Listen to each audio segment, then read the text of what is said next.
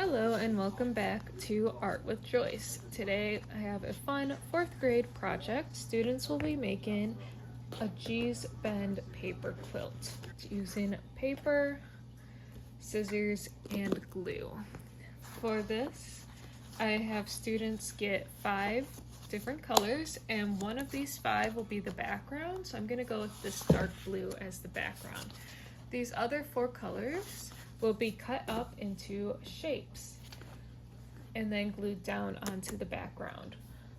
So once you choose your background color, these other 4 colors will be cut up into shapes.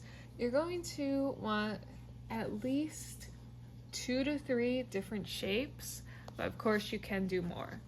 So for this, you're just going to choose a color, and you'll want the shapes to be different sizes. So maybe I'll start cutting up some like squares and rectangles, and when you're cutting these, the lines don't have to be perfect.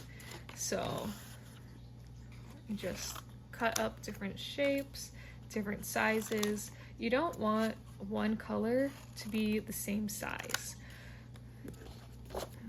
And then I'll cut some more. So I just start by cutting a straight line across for the squares and rectangles, and then with this rectangle I just cut little pieces here.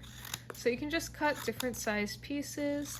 You can even make them really small, but that could be hard for some students, just depending on the motor skills they have. So I think I'm gonna leave this half piece of paper. So then we're gonna go on to the next one, and I'll cut up some more squares. You'll want, when you're cutting the squares or shapes out, you'll want to have the same shape in different sizes and different colors. So you should try to get like a big square or big rectangle, whatever shape you have, at least one in each color. So this looks like the biggest that I have, so I'm gonna make sure that I get one that's about that size in this cream color. Again, the shapes don't have to be perfect.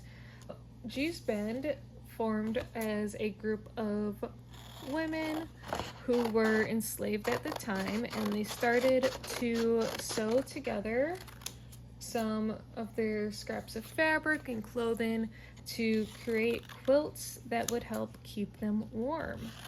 And these designs were very abstract and new.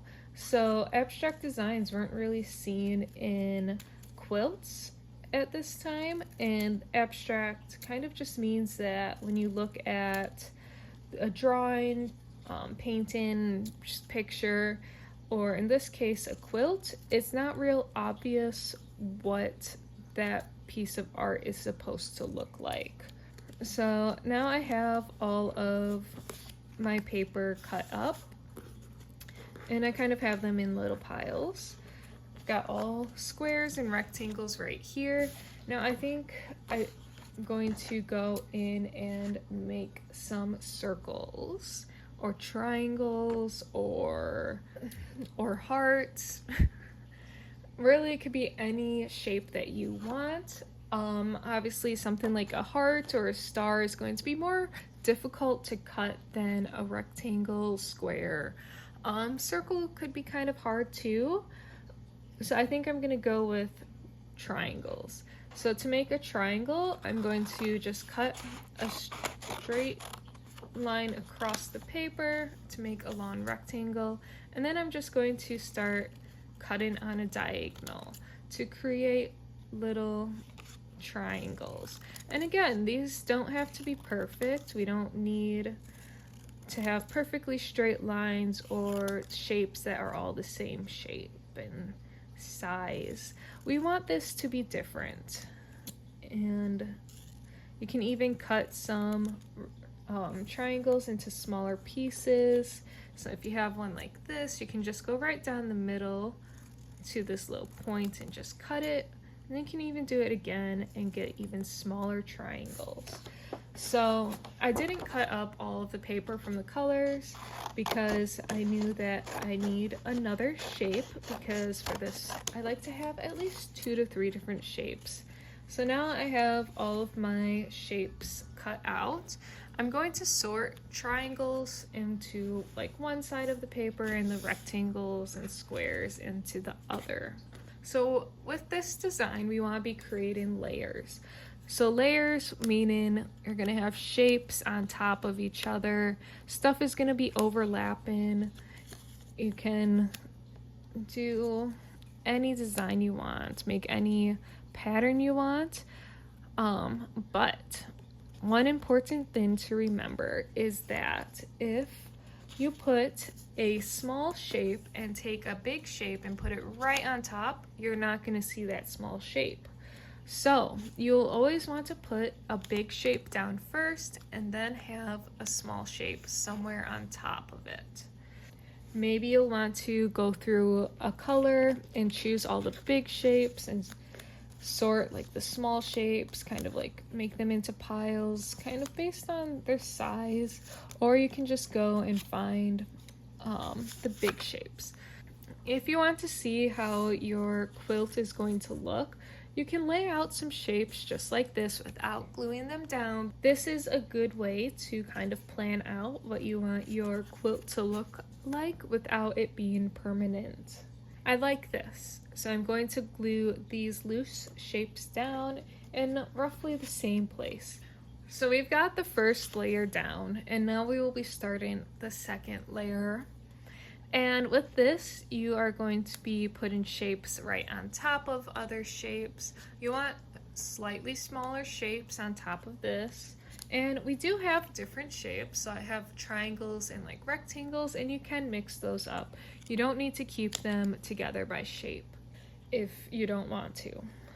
So again, like I did with the first layer, I'm going to set them out and just see what I like and go from there, kind of lay it out, get a design. And we are overlapping shapes, so you don't need to keep your shapes all on like one stack. You can take a shape and have it cover and go across 2 shapes like this.